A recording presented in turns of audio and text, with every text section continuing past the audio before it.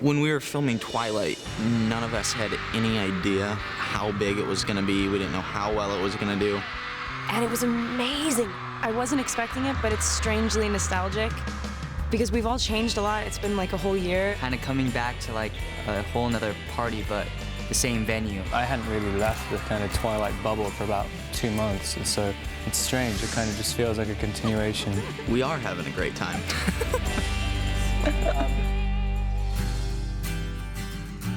As soon as we finished filming Twilight, it was like publicity and touring and all this really cool stuff we got to do up until the movie came out. We are at the famous world premiere of Twilight.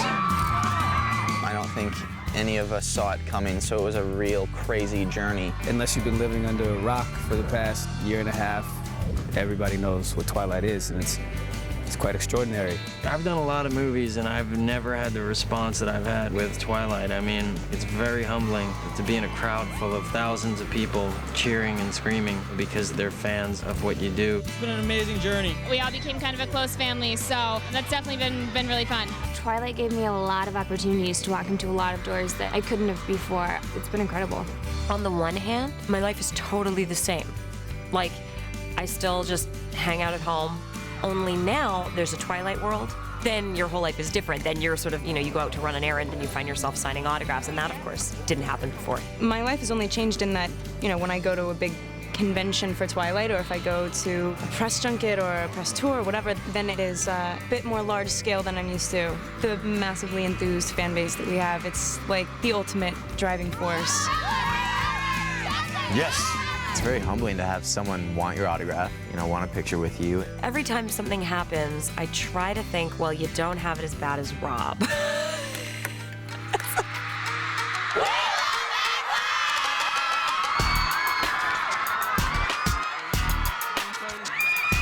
It sounds really boring, but people recognizing you as the most bizarre thing I've ever experienced. And they kind of take on their appreciation of Edward and, use that to, defend, my honor in reality, which is, kind of amazing. I love you, Edward! I love you! Will you marry me? Oh, that was my question! Heck yes! We have the best fans in the world, fans that will stay out at midnight for a DVD release, fans that go see the movie 2, 3, 4, 11 times in some cases. And it's exciting to be able to give them something to get excited about, again. B-marker, action. Happy birthday. Yeah, don't remind me. It's a year later. It's nice to share stories of how we've all grown as individuals. For me, just the experience in general. I was so excited to be back at Vamp Camp. I was with everybody. The gang's all here.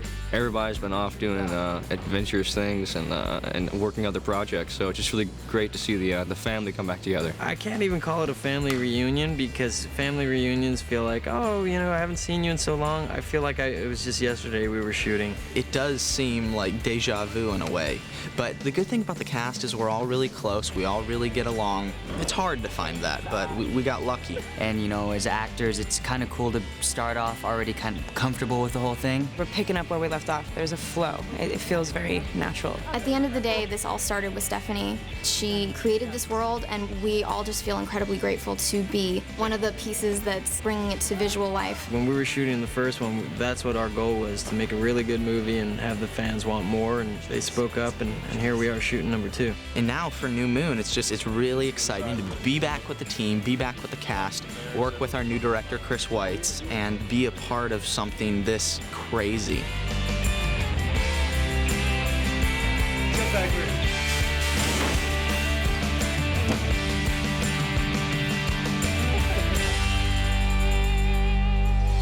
Cut! Good. Okay. Ready? All right, let's roll it. And action. I got a crazy idea. On the one hand, of course, it's exciting to take over a successful franchise. On the other hand, it's very daunting because there are so many fans who have high expectations for this film. Half of the time, I'm just overjoyed to be part of this. All right, let's just do it. And the other half, I'm nervous that I'm going to be hunted down and killed. by a pack of teenage girls in about a year's time. But for me, the coolest thing is to work with this cast of extraordinarily talented people every day. Cut. That's a cut. How would I describe Chris? Well, he looks like a cross between a vampire and a werewolf to me. He's got the sort of chiseled look of a vampire, and he goes around talking in Italian and French and Spanish. Très simple. Action. El Saga. I did hear someone say the other day that he kind of wants to be British. He's a man of the world, though, isn't he? He dresses warm every day, and he puts his socks over top of his pants, and he carries around a stick with him everywhere he goes. He is a goofball. Well, to do what it takes, man. And yet he's all sort of like buff, like a werewolf, and kind of a bit hairy. Probably did look a bit like a werewolf at the time. I just got too lazy to shave after a while. So he's like a little mythological creature going around the place himself. Well, that's the first part. That's the exciting first part. Chris is amazing. I really, really like Chris. He is on it. Chris Weiss is cool as ice. Chris is fantastic. Amazing. Great. Awesome. I think what sums it up is a couple nights ago, under my door and under everybody's door, we got a packet. Which I've now been warned I will be killed by ninjas if it is allowed to circulate on the internet. And I opened it up, and it was a letter from Chris. It was like really long. He stayed up all night. He said he just started writing. Next thing you know, he's writing. Next thing you know, we have like a book like that. It was in great detail, and it was just telling us how excited he is to be here working with us, that this project is going to be a lot of fun, and it's going to turn out amazing. That's a gift that Chris has. He's able to welcome everyone and set the scene, and through that, draw out these wonderful gems. Okay, let's go on to the next scene. Check it. Thank you. Lovely. I think that New Moon is going to be so fantastic. I think Twilight set up this great place for us, almost like a diving board, and now we're jumping off and going to a whole new level. My concern is with the emotions first, and with Bella's emotions first, and that I'm not kind of some guy who's brought in to bring the nitro element to this series. It doesn't suddenly turn into an action movie. It's still about people, and it's about feelings. He wants to make it like the book, and he's very cool about that. It's on much more of a grand scale than anything we did in Twilight. It's all kind of so much more choreographed. It's very, very operatic. We get an opportunity to sort of expand our scope from the confines of Forks and the forest to Italy, and so your sense of the mythology of this world is deepened. So there are a lot of surprises in store. It's a real pleasure working with Chris, it really is. He's one of the most compassionate human beings I've ever met. For this story, that you need that, and so he's perfect. He steps out here, Bella hits him, bang. Let's get everybody to come back. Listen for Jay. Jay, here we go. And roll, please. Action!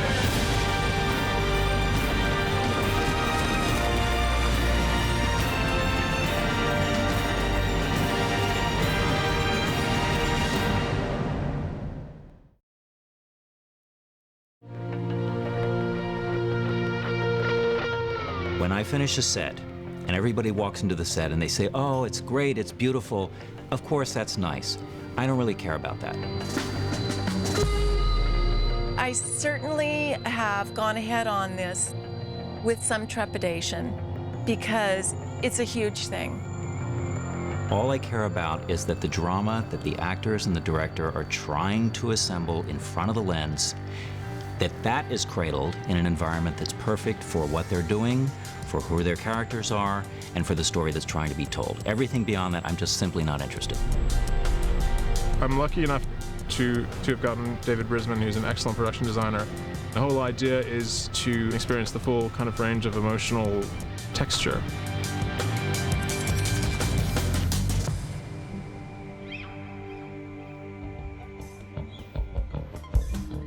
On one hand, we had a certain advantage, and that is that a look had already been established.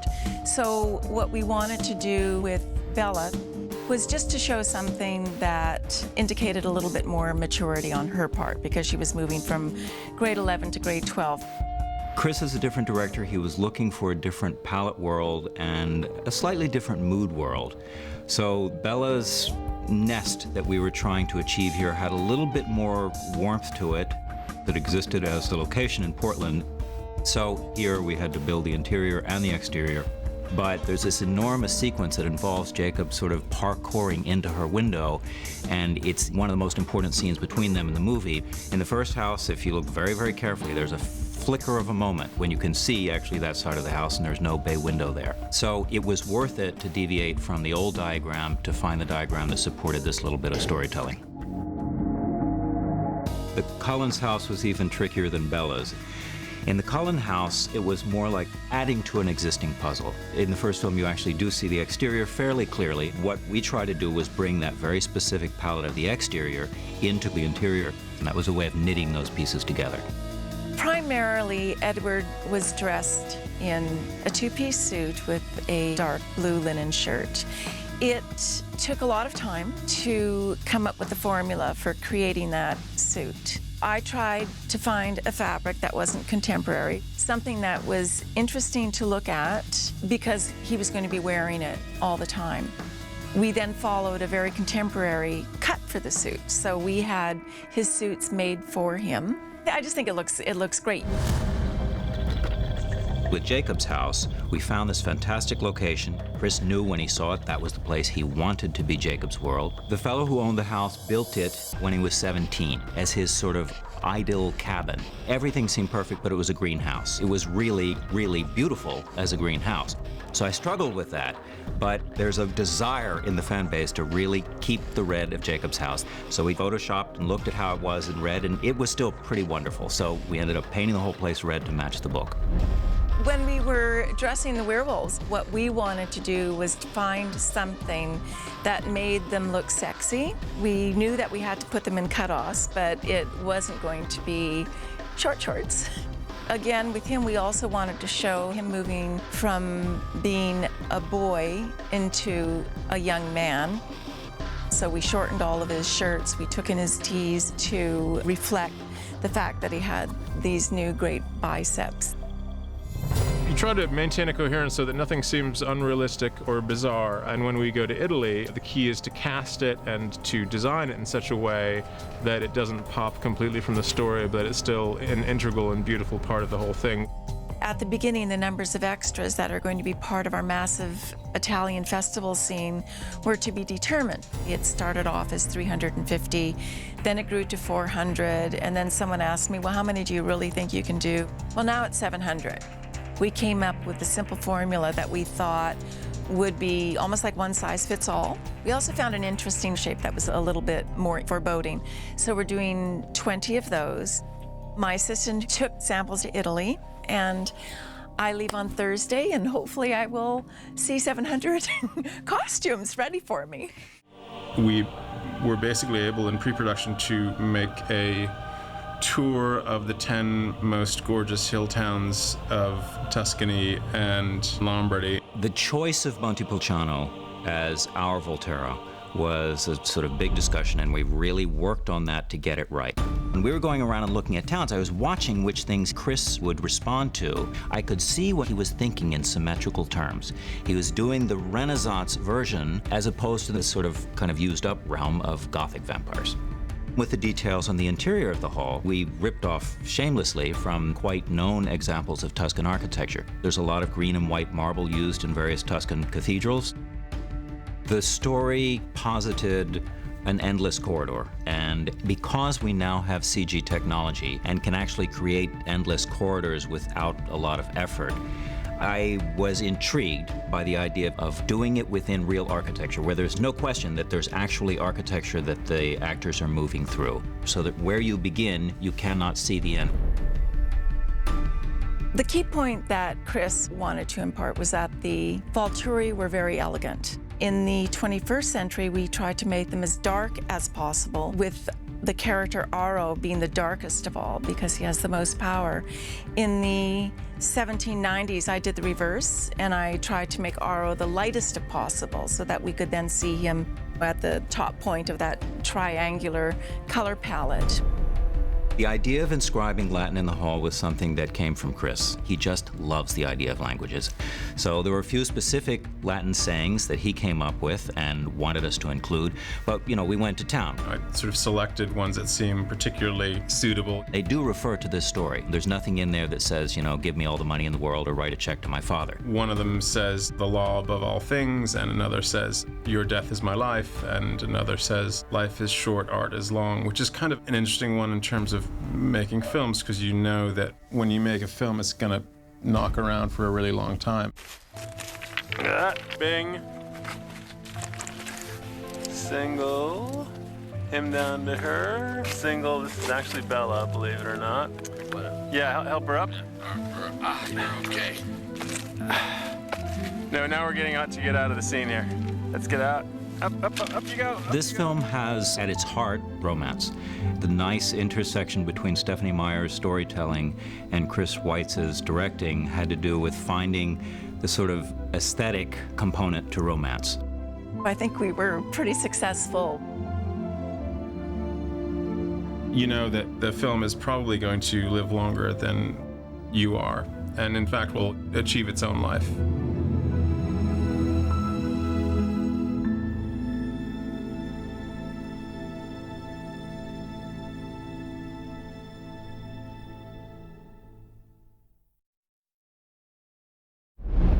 Here we go. And action.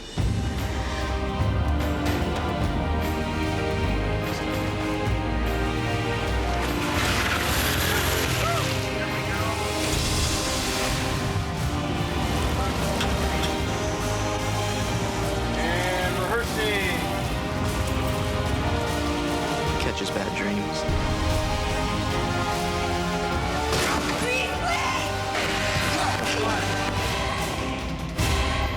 Cut.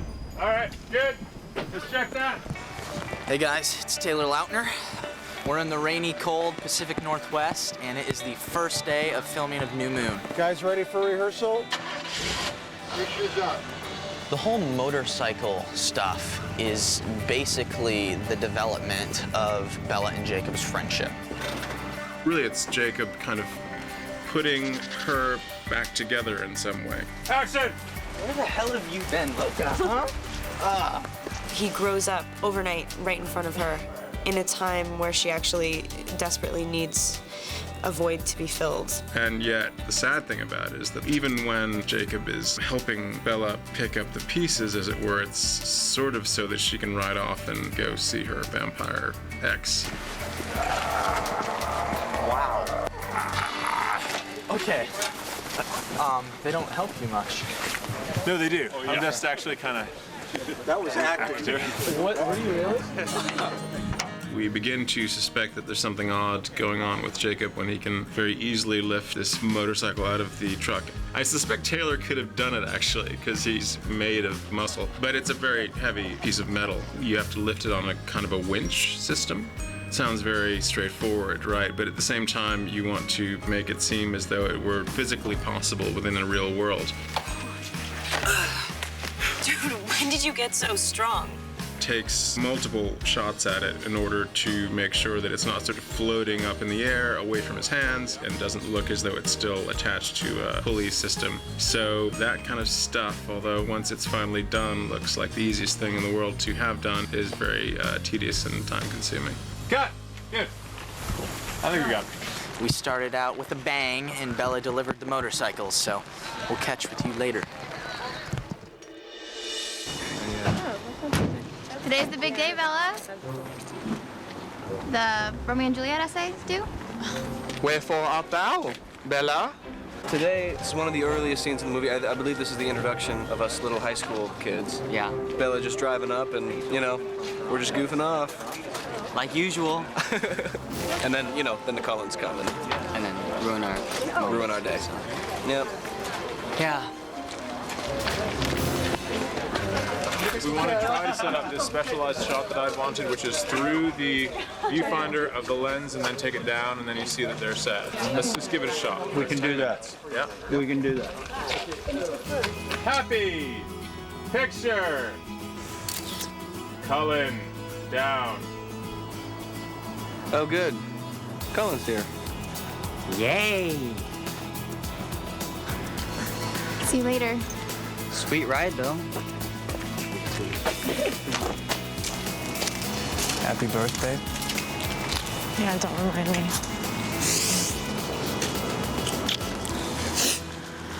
18 is a little...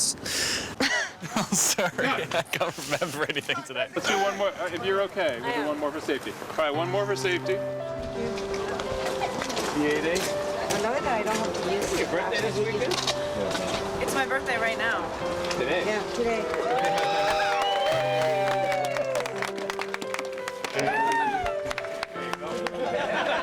Well, and it's Bella's birthday today, too, though, in the scene. It's both of their birthdays on the same day. We have class. Hold on a second. Someone wants you.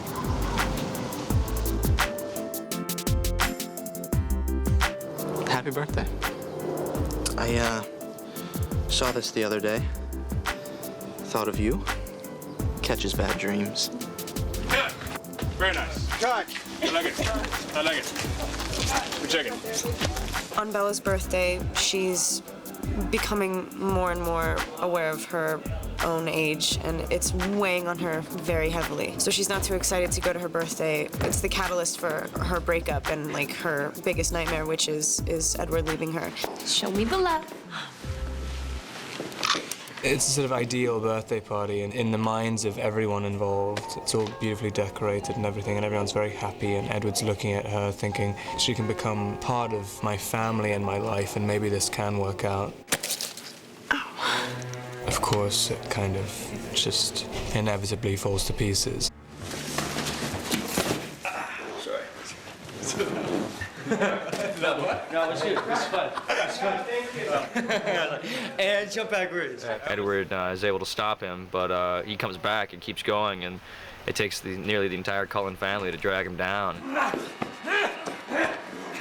A little bit of action, a little bit of ducking and jiving.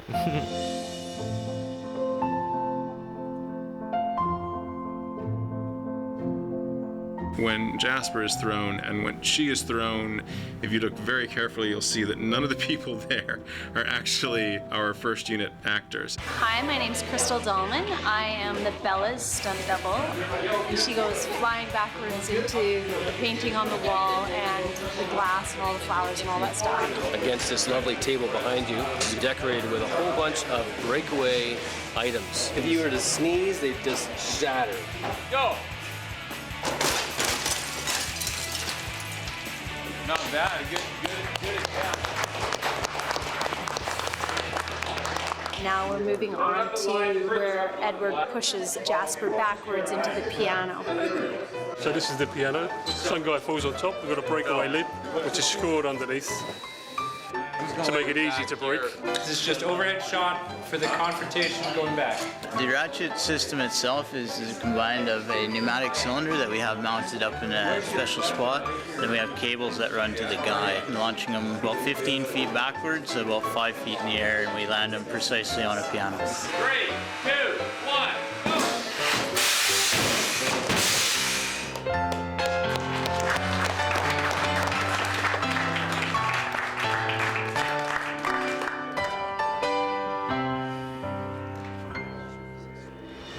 Okay, let's get ready. Rain up, please. Amusingly enough, it's raining today. It's been raining all day, but not enough rain to register on the camera. So even in British Columbia in the winter, you have to bring your own rain. Action! Jake! Hey! What happens is Mother Nature's rain often looks really misty or foggy. And so when we bring in our own rain, we pound a lot of water out. For example, at some point today, our actress was just getting deluged with rain. Did Sam get to you? Like, I'm drowning. Okay. Can we diminish the amount of rain coming from this thing here? A little better. That's better. A little better. When I'm in this 38-degree weather, and I'm naked almost, and it's pouring rain on me, I can't seem like I'm cold. I can't be shivering because Jacob's supposed to be just perfectly fine in it. Okay, there's some rain about to come. Watch out. Why so much rain today, one might ask? I've been asking myself that as I've watched my actors suffer all day and occasionally even been pelted myself. It's just one of those great romantic high-tension scenes where the atmosphere builds to support the emotions of the moment. I know that I've been hurting you. It's just that I need you. You don't understand. So what might otherwise have been kind of just an argument between friends becomes this kind of very charged situation. Listen, you need to go home. And don't come back. We're gonna get hurt.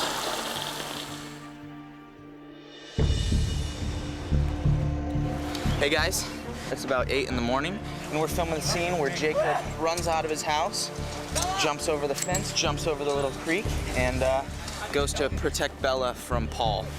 He just transformed. Could we get a single on this? Let's go tighter, basically. Okay. Let him out sooner. Okay. B marker. Bella!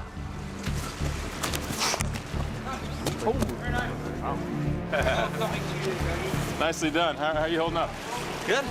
Sweet. We're just gonna do one more of these. All right. It's really cool because he's got a lot of talent that you just don't expect to see. When I first came in, they were telling me that he was going to do all of his own stuff, and I was going, yeah, sure, not likely. And then Taylor was selling it way better than most guys would do. It was really nice. You getting a swelled head? Thank you, JJ. No, I'm just worried about getting to Bella.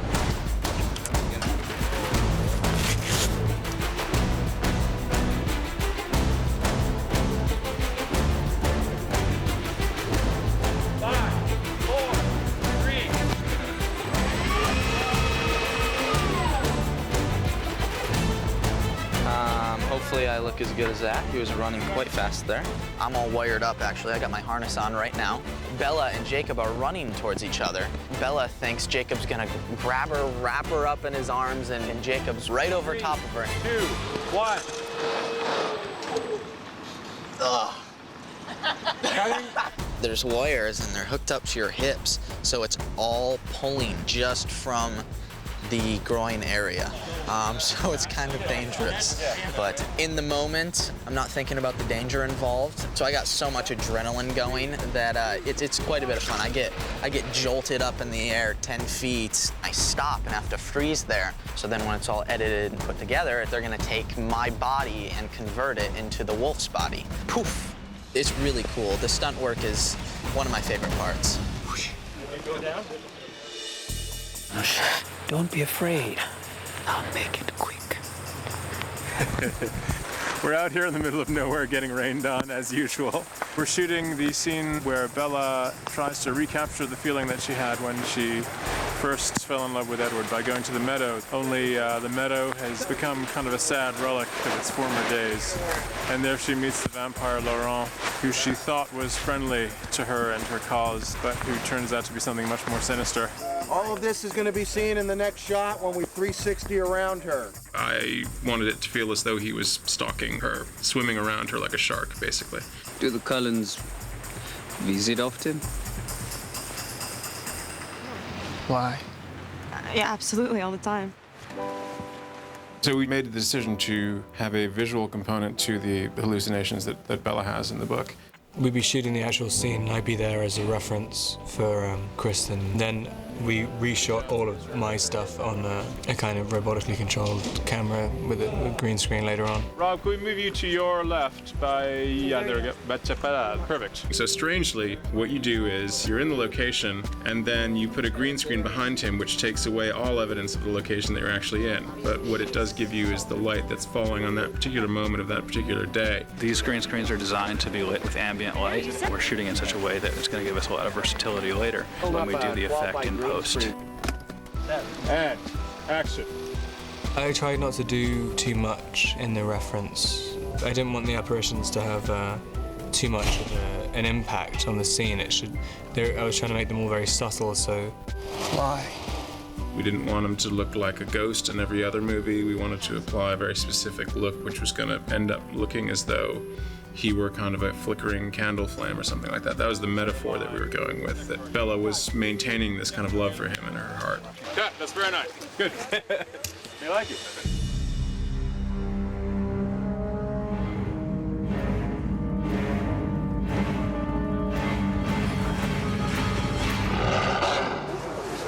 and some wolves. We had some cardboard, some styrofoam cutouts. The cardboard cutout that we use in the shots to lay out and block out the shots is so that the actors have some sort of reference as to what they're actually looking at. I don't believe it. And the best way to give an actor a sense of that is to show them previs, which is sort of an animated storyboard of what's going on in front of them. Can we step in the Wolfie McWolferson Wolf Double? This is where we're going. I haven't had to do too much acting to plastic wolf heads. I've done a lot to like scale it down and limit it to like only what I need to do. Like all the stuff where they're fighting and transforming and stuff like that. It's like 5 seconds of me reacting like, and it's over. Really, the technology for giving people an idea of what they're interacting with has not moved forward for about 100 years, I think. Just for this, it's a good striking pose. So to have Phil Tippett, Oscar winner, legend of the CGI world, running around with a styrofoam wolf head, sort of doing a puppet show while the shot's going on behind the camera, which is kind of amusing. You hope to convey the seriousness of what's going on to the actors when everyone knows that behind the scenes there are wolves on sticks. They were very generous actors, those plastic wolves.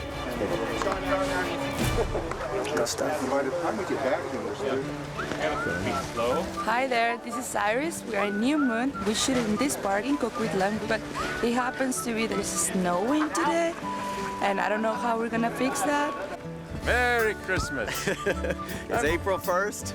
I'm here with producer Wick Godfrey. It's April 1st. And someone has played this prank where they just dumped snow on us. It's really funny. And there's Javier.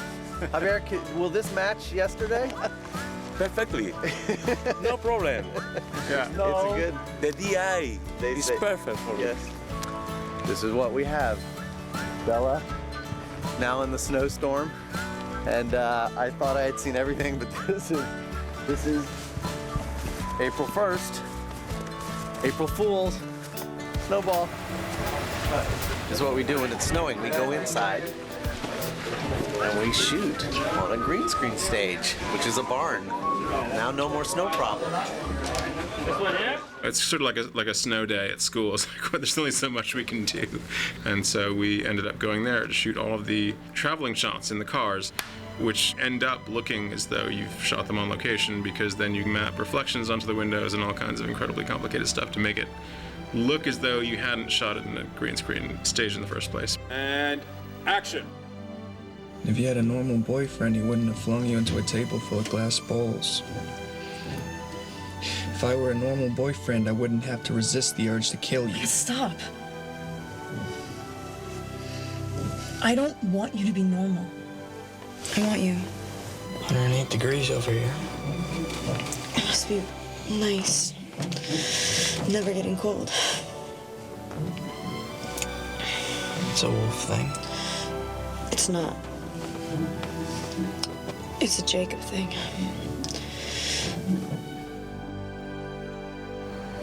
Cut. Break.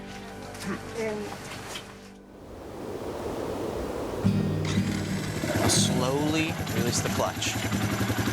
Ready?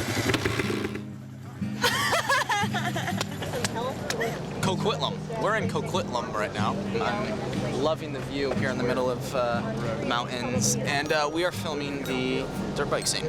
Bueno, pues puedo decir, mira, todo el mundo puede ver Everybody could see lo maravilloso que es esto. Fíjate, how cambia beautiful la cámara, Canada mira. is. This fan over there. Es impresionante. It's impressive. Es impresionante. It's Es impressive. para mí It's for una me enorme responsabilidad a huge responsibility porque tenemos que sacar esto because we have to show this beautiful con landscape toda su belleza y with all its beauty todo su brillo. and all its shine. No, Canadá es Oh, incomparable. Canada is uncomparable. Ya está. No, I got it. She comes to realize that any surge of adrenaline, for whatever reason, ignites not only the subjective sort of image of him that she has, like of his memory, but also she gets to hear his voice and what she would imagine that he would be telling her. Stop. Cut. On the... All right. Yeah. I just kept noticing how quickly my hand looked. You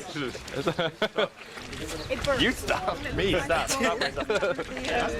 Kristen is now taking off on her dirt bike, and she's about ready to go kill herself.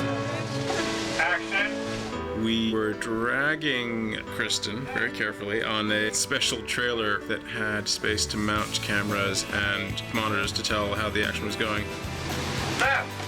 She sees hallucinations of Edward. So all of the woods around were marked with fluorescent orange tape so that Kristen would have a reference to go to. We were able to get it in 2 takes, which is kind of miraculous. It was cool to be on the back of a motorcycle on the back of a car. We are on to the visual effects portion of this shot. Ready and action. It really is leading your hero actor up to a moment and then stopping the second that things start to get dangerous or exciting, and then calling for the stunts. What we're working on right now is Bella losing it on the bike. So the trick to this one here is that we don't want it to be a big gag. Trying to make sure that she lands before she gets to the rock and bounces instead of just hitting a rock with her head. Ready and action.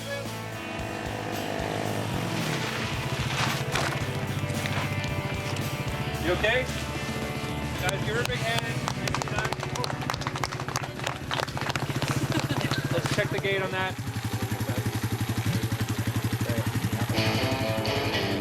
You know what? I actually get to ride the dirt bike. I don't need the rig. I get to ride the thing. Something that was totally new was dirt bike riding. I'd never really done it before, so I had to go through a little bit of training. It's called faking like I know what to do with the dirt bike. I know nothing. I tried to look as comfortable and cool as possible on the bike. I got to zoom up and come to a skidding stop and throw the bike down. What, are you trying to get yourself killed? It was 38 degrees Fahrenheit, and I was shirtless. But hey, I'm a werewolf. 108 degrees. Good morning. It's day 20 and things are just getting stranger.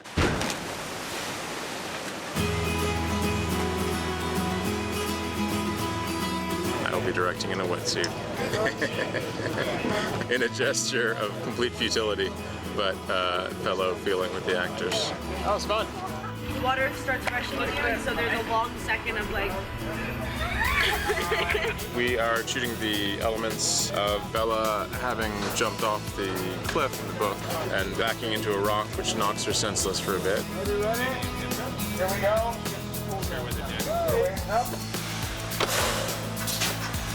To make the waves, we're using large bore pneumatic cylinders attached to paddles which flap and push water, and they create about a 1-foot chop. I'm so bad with water, and that was what it would really feel like to be in a thrashing ocean. You have to be careful and like agile, oddly, even when you're trying to look reckless. How was it? Awesome. Yeah?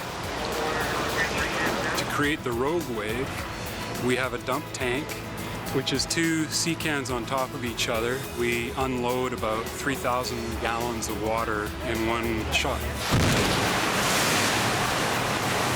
And it was like, here I am bobbing in the frame, and now I'm not.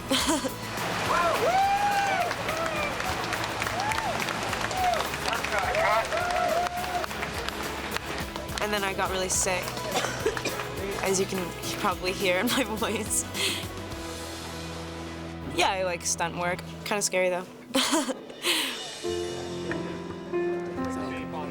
We're finally coming to basically the scene that kind of sets off the whole movie, which is really Edward breaking up with Bella.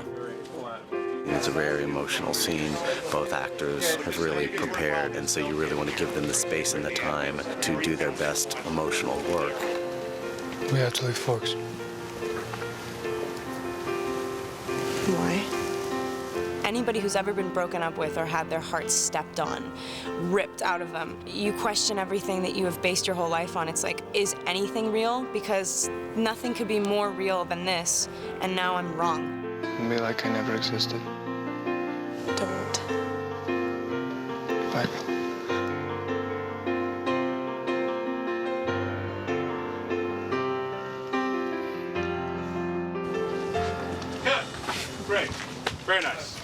thank you. We chose a wonderful location, which is very beautiful, but rather swampy, and a breeding ground for mosquitoes.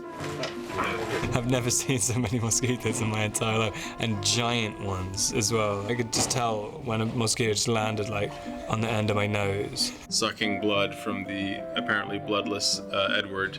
And like Kristen would just look at her face and know it was there and not be able to do anything about it, and they just did not stop landing on us. Not only were there mosquitoes, we were also near the flight path of a couple of flying schools. I'm coming. I don't want you to come. Should we stop? Because that's a loud noise. So you're dealing not only with very intimate emotional content, but knowing that you might get a moment that will be spoiled either by a mosquito or by a plane flying by. It's very hard, and you want eventually not to be cobbling together a series of takes, but to really have something that feels like it's organic and true to the moment in the book. Let's do that. You know, it's like the most traumatic scene in the whole thing. I guess that wasn't my favorite scene to film. I wanted to have a fight sequence which wasn't as though we'd suddenly shift from this kind of very romantic film into an action movie, that it sort of made sense emotionally. It should really be more about Edward sacrificing himself and Bella being willing to die in his place. Shall we, Jay? Don't!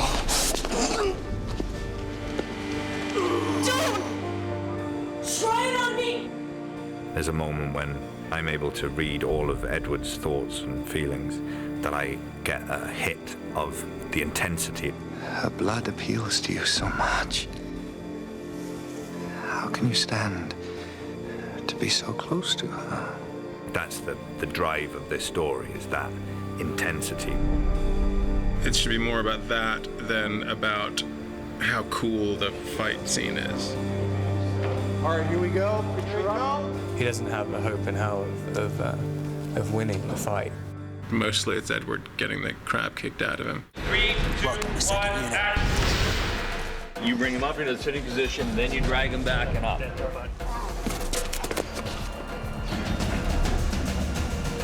All right, cut. We're trying to rejig the style of the fighting on this show to give us something different. Final position. Sorry, final position. Collaboration-wise, I think what we all tended to do was we would go our own separate way for a little bit and think about how we should do it. JJ will essentially present ideas to me for different moves or incidents. 3, 2, 1, action. Also just his sort of eyeballing the set and thinking, well, what can I break here? And talking to David Brisbane about what can be made to be breakable and replaceable. That's when we got the really neat and creative moments. Let's roll camera. The trick to the fight is really in the time.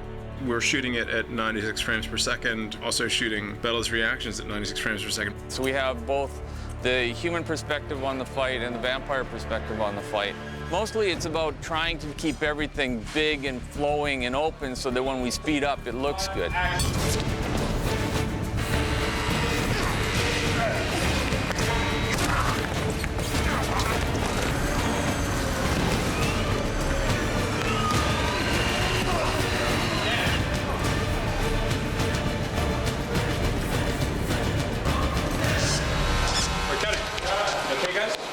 Sit down.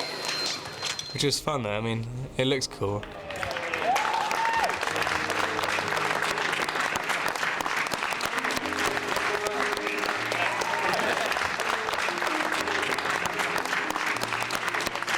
We can take all the wires, guys.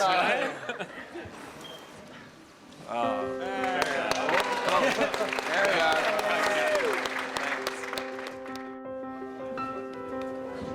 It's like... This is our last day in beautiful Canada, which has been so kind to us. Everyone is a bit stir crazy, but and I couldn't be happier with the footage we're getting. So things are good.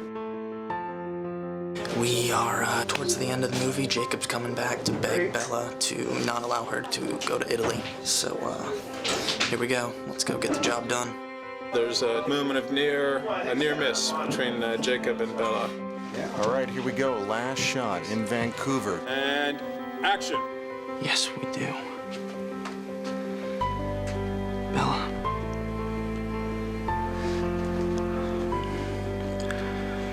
Coconutly.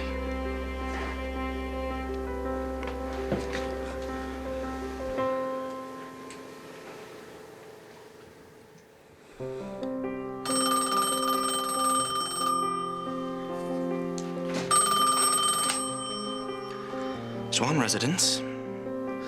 He's not here right now.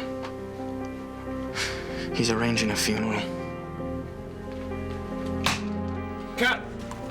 Good. We are cut. Checking the gate. Checking in the gate. Could be it.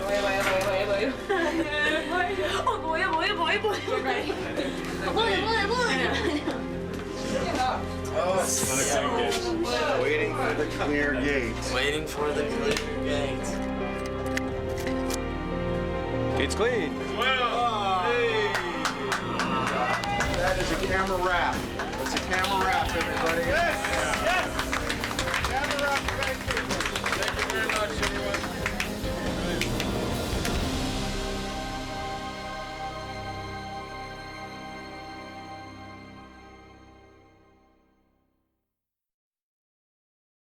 Bella, he's going to Italy, to the Volturi. Good. That is a camera wrap. That's a camera wrap, everybody. Yes! Yes! Camera wrap, thank you. Thank you very much, everyone. We're done shooting. We are in the editorial process, and now we are looking at visual effects as they're slotted in. Post-production. Post-production, and we don't have enough time for it, but we got along really well, just had great communication. Collaboration-wise, I think what we all tended to do was we would go our own separate way for a little bit and think about how we should do it, and then we would all come together with our over-the-top suggestions and try to make it work for the other guy, and that's when we got the really neat creative moments.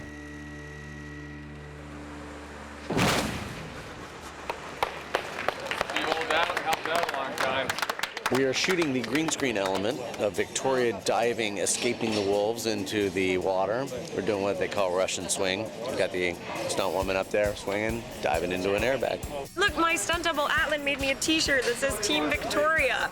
How awesome is that? Adeline is our stunt double for Rochelle. This is her first show. She's a Cirque du Soleil performer that wanted to become a stunt performer, and she's been just phenomenal.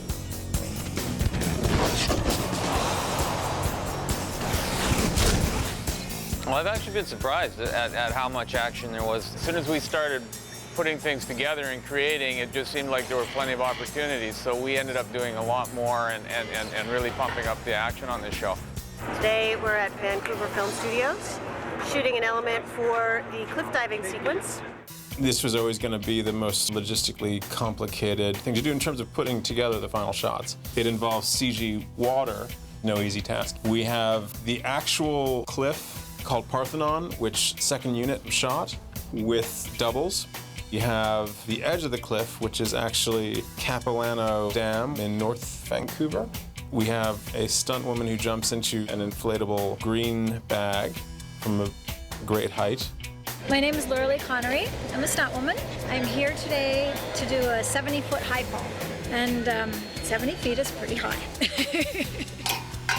When we shoot a stunt like this, we always want to look out for safety first. 3, 2, 1, go!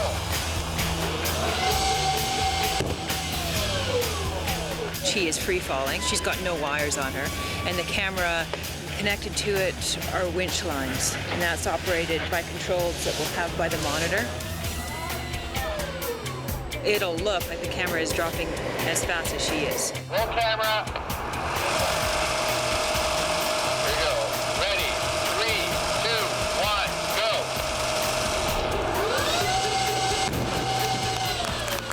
So you're talking about 6 or 7 different elements that are combined to make one seamless shot. I like it. We check it. We were faced with the need to match certain locations which had originally been shot in Portland, and there are two ways that you can do that. One is you just rebuild something, which is what we did with Bella's house. We built the exterior of Bella's house on an actual patch of land outside of Vancouver, which looked enough like the place established in the first movie. But if you look inside, it's largely just kind of raw lumber. And then the interiors are actually done on stage. Or you can do a matte painting composed of digital stills. We shot an entire scene in a parking lot, which was meant to be the parking lot of the high school, which was used in the first film. Jake. Hello, biceps. We're at a parking lot in Vancouver that is going to be Forks High School. So wherever you see green there, that's going to be replaced with the high school. There were extras walking to nowhere, and then you composite in the stills, which have then been turned into 3D model of the architecture of the school. And so when it actually comes down to it, you can even see students entering the school, and there's pretty much no way to tell the difference.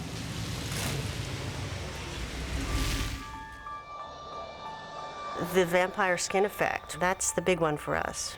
Well, Edward has so-called diamond skin, and the idea is that he's made of, as all vampires are, made of sort of a sparkly marble. It's a difficult effect because, first of all, Rob is pretty easy to look at to begin with. And as soon as you start messing with his face, you can very easily get into a point where it's not beautiful, where in fact it looks like a skin problem. We were trying to make it look as if there was something kind of underneath the skin that is actually reflecting this instead of this being just slapped on top.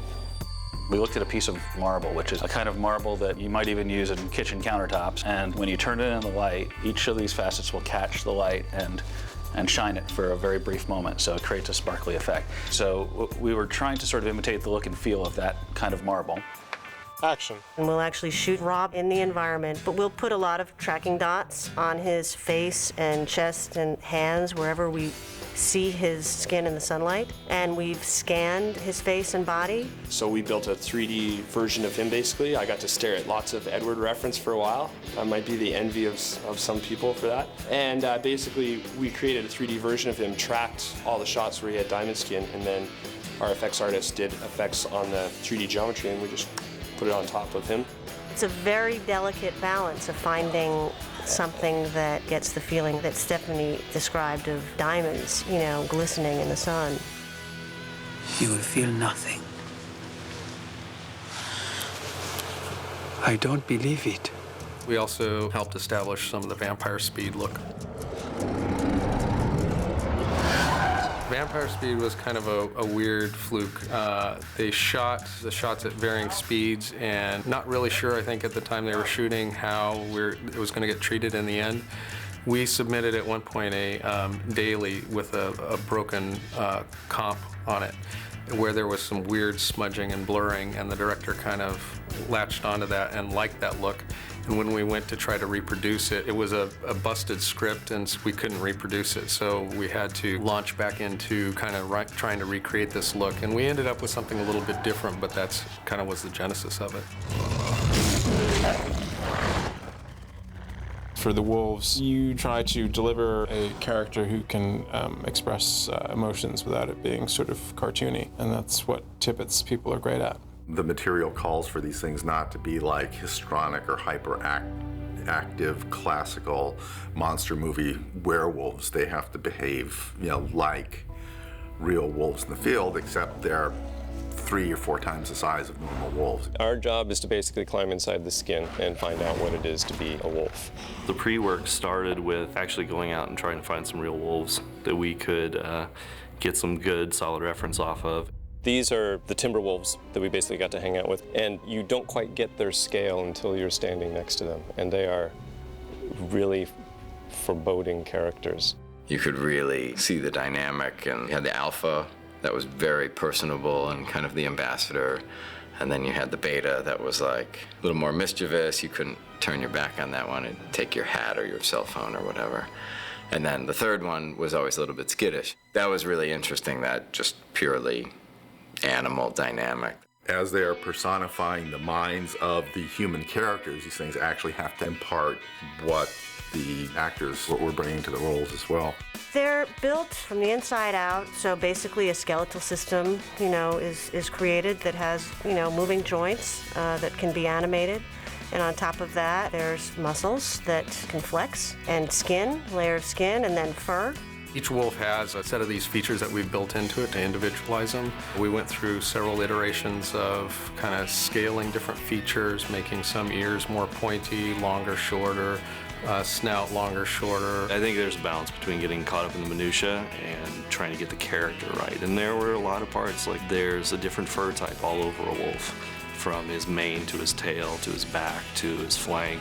And that's actually was one of the more satisfying parts of this picture for me, was watching our engineers work with our artists to kind of get our fur tool to do what it needed. It was a really wonderful collaboration. Each of the scenes was significantly different, so it's taking all of this technology and you work on it until you get what you need to do the job. One of the kind of thrills for us is when it's finally released, to get that response. It's always a little bit of a surprise. We want the work to look great. We want everybody to love the work, and they weren't ever drawn out of the movie because visual effects or whatever. Visual effects are not like about being flashy or saying this shot is cool for the sake of being cool. It's very much about getting the story across. It's great that we can give them something, a little bit of entertainment in between, but this is a movie about the interrelationship between the three lead actors. I firmly believe that less is more. That you want to leave the audience wanting, and if you get the right shots with the right choreography, the scenes fill themselves out and they feel bigger, in the mind, and you just don't think, okay, stop it, turn it off, I want to go home. I just have enjoyed the whole process. I've had more fun doing this than anything that I've done in recent memory, so yeah, it's just been exciting, and I hope the people love it.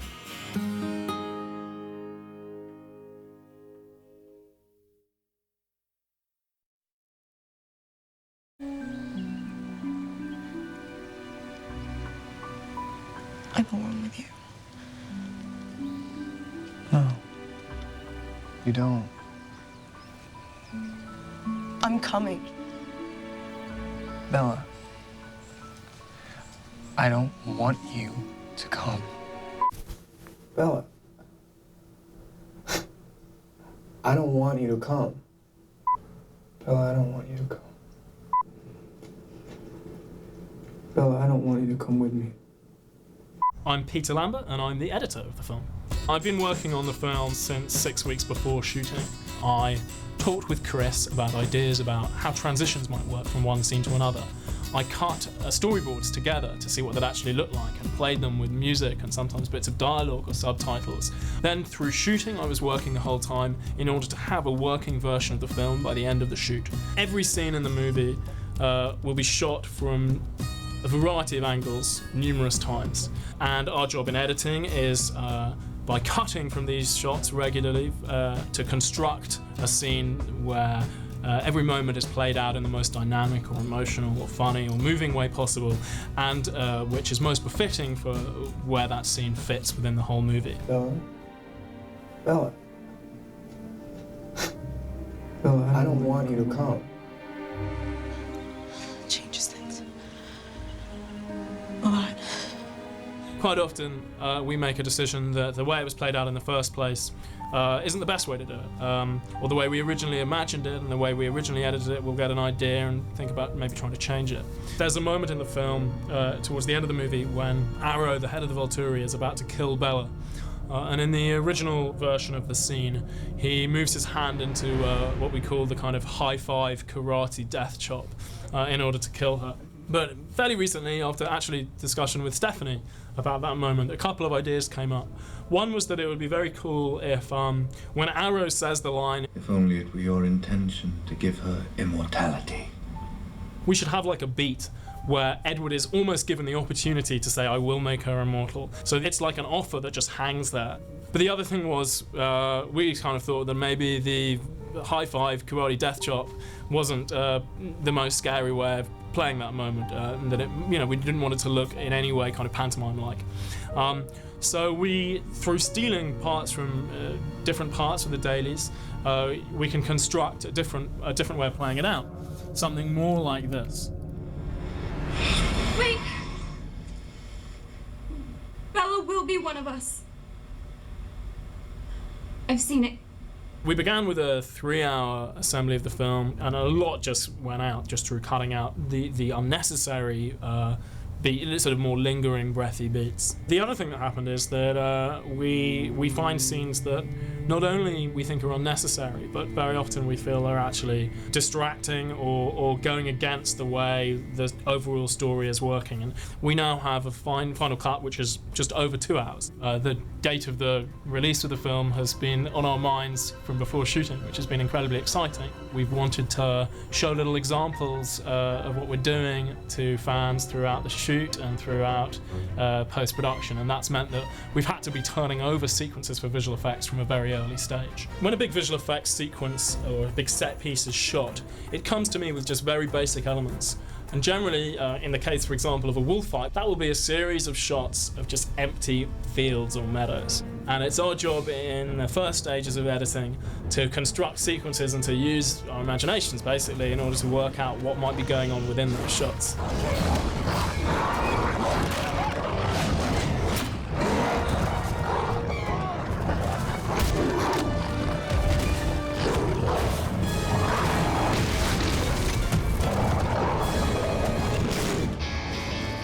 We've tried to be pretty faithful to the book. That's been Chris's maxim the whole way through. So our hope is that if people like the book a little bit, they'll like New Moon a little bit.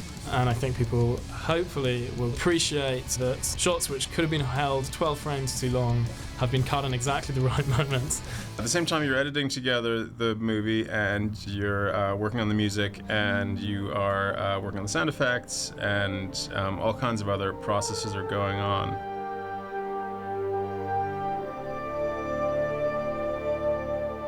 We're getting score from Alexandre Desplat, who is posting temporary score to us and emailing him back, getting it back and forth with him about how the score is going to fit into its different spots. Tychos, just timp.